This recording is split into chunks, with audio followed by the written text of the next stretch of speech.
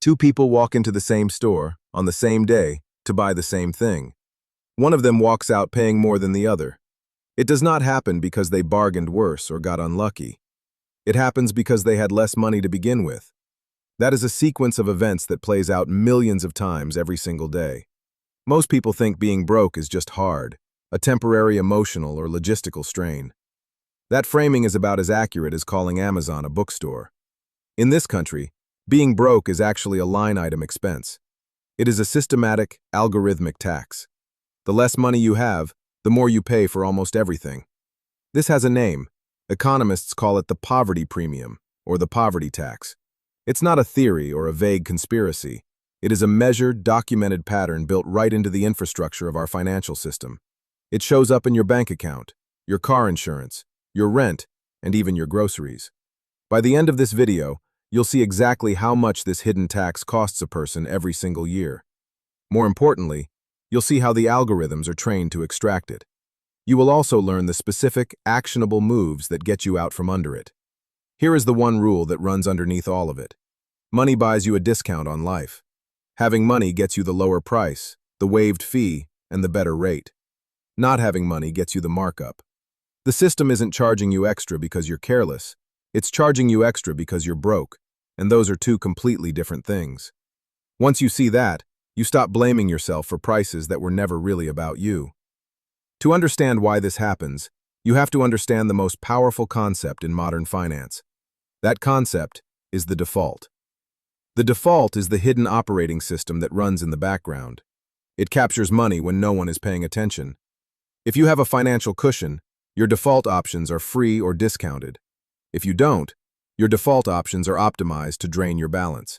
Let's look at a realistic case study that makes the math land in a way that's hard to unsee.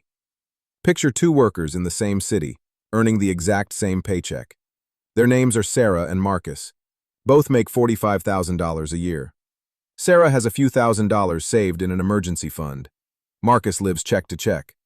Over the next 12 months, they will face the exact same bills. They will hit the same everyday emergencies. But because of how the defaults are set, Marcus will pay thousands of dollars more for the identical life. Here is exactly where that money leaks out, line by line. Let's start with Friday afternoon at 6 p.m. when both companies process payroll. For Sarah, the default is direct deposit. Her money lands cleanly in a high-yield checking account. Because she maintains a balance over $1,500, her bank charges her zero monthly maintenance fees. The bank even pays her a little interest for the privilege of holding her cash. But Marcus works a job where the default is a paper check. Or perhaps he doesn't have a traditional bank account at all. This usually happens because years ago, a low balance led to a closed account. It also led to a negative report in check systems. That is, the hidden credit bureau banks use to blacklist consumers. Marcus has to take his paper check to a check-cashing storefront. They charge him a 2.5% fee just to turn his labor into spendable cash. On an $800 check, that's $20 gone instantly. This means Marcus pays over $300 a year just to access money he already earned. Now look at what happens if Marcus does have a basic account, but his balance is hovering near zero. This is where the bank deploys its most lucrative automated weapon. That weapon is the overdraft cascade. Picture Marcus at the grocery store buying 3 items. He is buying a gallon of milk, a pack of diapers, and a loaf of bread.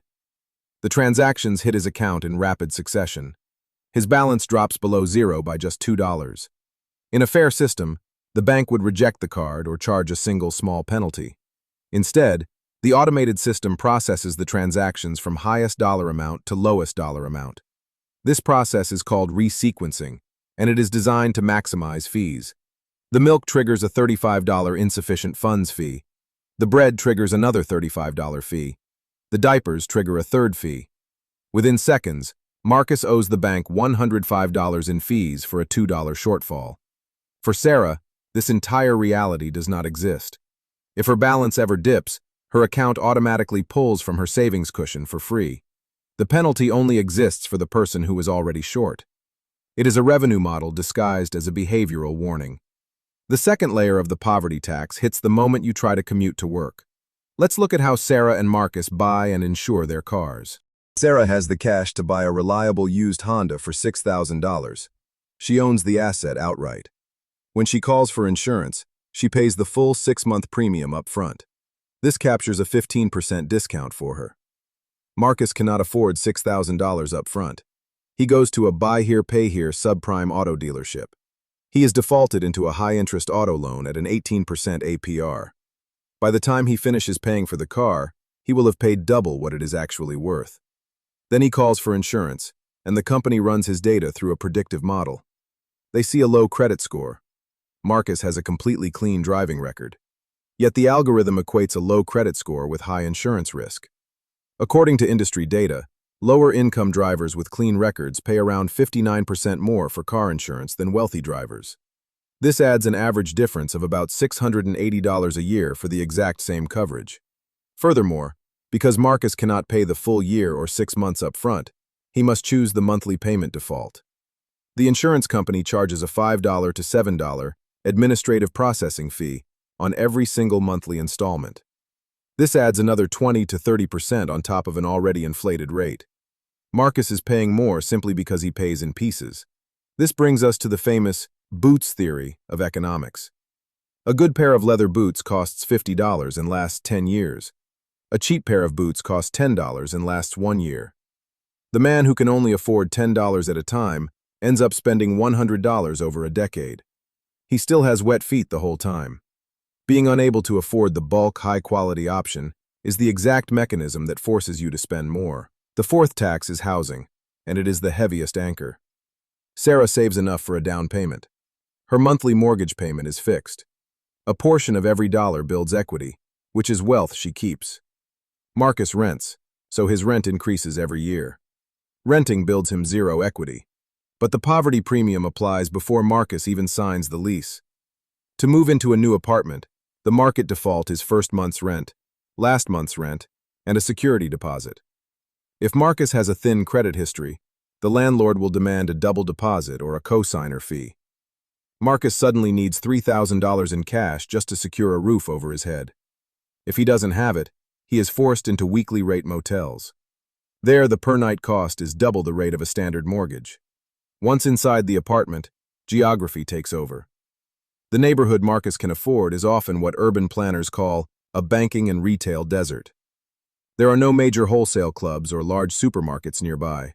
Corporate data models label the area low margin. Instead, the neighborhood is flooded with dollar stores, corner bodegas, and pawn shops.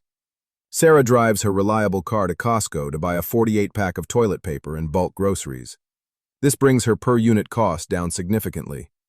Marcus, lacking a car or the upfront cash to drop $200 at once, walks to the local bodega. He buys a 4-pack of toilet paper and individual meals. He pays a 30% to 50% markup per unit on every single household item. Then comes the timing trap, the late fee. Marcus's electric bill is due on the 15th. His paycheck doesn't clear until the 22nd. The utility company's automated system instantly slaps a $25 late fee onto his account. If his phone bill misses the window, a reconnection fee is added. None of these penalties are massive on their own. But when you live check to check, your bills rarely align perfectly with your payroll calendar. They stack, month after month. Sarah has her bills on automated autopay. They clear her cushions seamlessly, and she never sees a single penalty. And finally, the 7th tax is health. When you're broke, you skip the small stuff. You skip the checkup, the dentist, and the cheap prescription. Because of this, the small problem becomes a big one. It eventually shows up as an emergency room bill. That bill costs 10 times what prevention would have. You didn't choose to spend more. You were just unable to afford the cheap version in time. When you see these numbers, it is easy to assume the system is malicious. It feels like corporate executives are actively laughing at people trying to get by.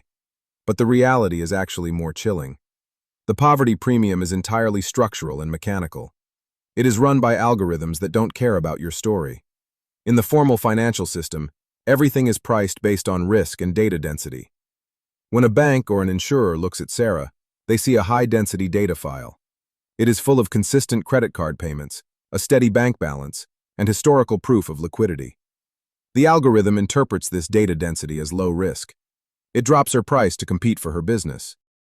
When it looks at Marcus, it sees a low-density data file. In modern financial engineering, An absence of data is automatically categorized as maximum risk. To protect its margins against this perceived risk, the system raises the price. It adds a fee layer and demands upfront collateral. The tragic paradox of this model is that the system creates the very failure it claims to protect itself against. By charging Marcus higher fees to offset his risk, the bank makes it mathematically harder for him to keep his balance positive. They end up creating the exact default they predicted. Let's look at the data straight out of the Federal Reserve's reporting.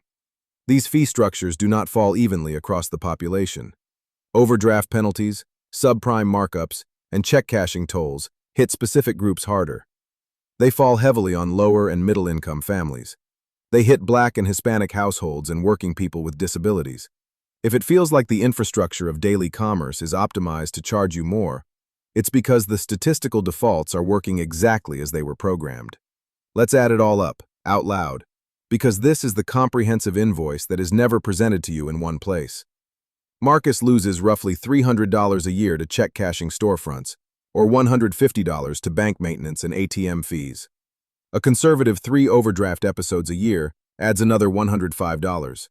Car insurance markups based on credit scoring add an average of $680 annually. Subprime interest on an older vehicle adds roughly $1,200 a year in pure interest overhead. Buying groceries and household goods in small quantities at corner stores adds an estimated 20% premium. This costs an extra $800 a year. Accumulating just 2 late fees a month across utilities, credit cards, and rent adds $600 a year. When you total the line items, the poverty tax costs a working individual anywhere from $3,000 to $5,000 every single year. That is money lost to pure, unadulterated friction. And here is the ultimate gut punch of the entire cycle. That $3,000 to $5,000 is the exact amount of capital required to build a permanent emergency fund. It is what you need to clear your subprime debt and move into a prime financial position. The poverty tax takes the very cure you need to escape the loop and uses it to fund the system's revenue model. You are not experiencing a personal discipline problem. You are trapped in an optimized financial workflow. The problem isn't that risk-based pricing exists. Banks have to account for default rates, and landlords have to protect their property. The problem is how much of this premium is charged purely for the absence of a financial cushion. It is charged for the absence of a paper trail. That part, you can systematically dismantle. Here are 3 specific, structurally rigid steps to change your default settings. There is no generic advice about saving pennies here. These are explicit infrastructure changes. First, kill the banking tax immediately. Log into your financial portal tonight and pull your annual fee disclosure. If you spent even $1 on account maintenance, minimum balance fees, or out-of-network ATMs, kill that account today.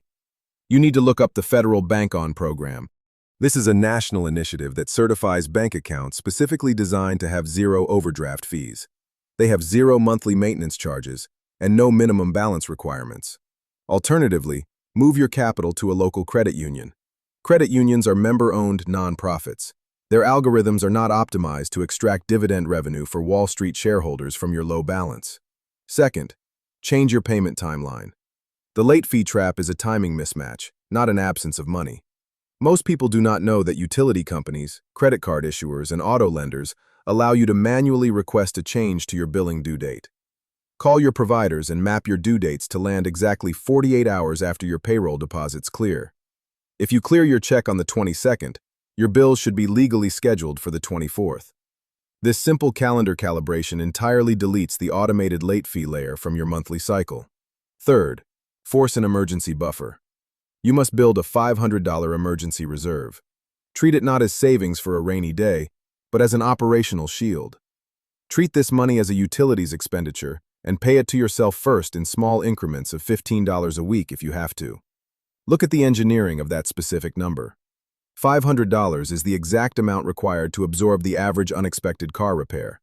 It covers the medical copay or the payroll delay. It is the circuit breaker that prevents a small financial bump from hitting your main account. It stops you from dropping below 0 and triggering a multi-$100 overdraft cascade.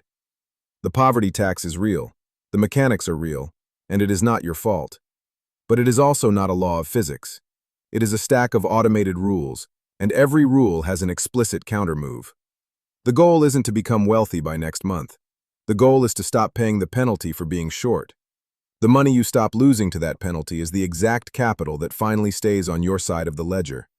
It starts compounding for your future instead of someone else's bottom line.